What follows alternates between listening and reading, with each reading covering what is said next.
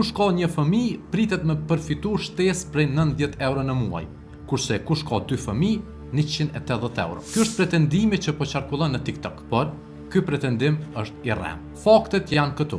Shtesat mujore aktualisht janë 30 euro për fëmijë për familjet me 1 ose 2 fëmijë dhe 45 euro për secilin fëmijë në familjet me 3 ose më shumë fëmijë. Premtimi i Albin Kurtit është për 2 fishim të shtesave, nga 30 në 60 euro për familjet me 1 ose 2 fëmijë dhe nga 45 në 90 euro për familjet me 3 ose më shumë fëmijë. Dëgjoni se çka premtoi Albin Kurti. Sot ato janë 30 deri në 45 euro për çdo fëmijë.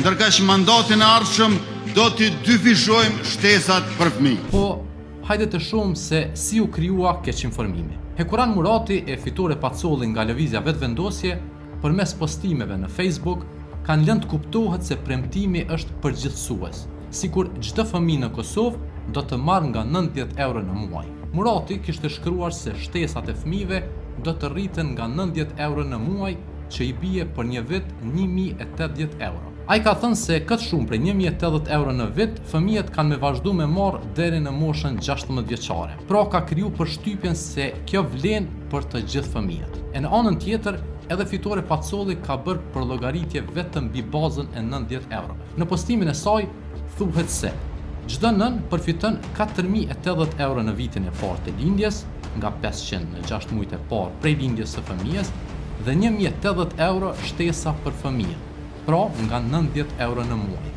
Por në realitet, kjo nuk vlen për të gjitha familjet. Duhet pasur parasysh se nëse nga 30 euro shtesat që janë për fëmijët e familjeve me 1 ose 2 fëmijë do të bëheshin 90 euro, kjo nënkupton 3 fishim dhe jo 2 fishim. Prandaj, përfundimi është i qartë. Pretendimi se çdo fëmijë do të marrë nga 90 euro në muaj është dezinformat.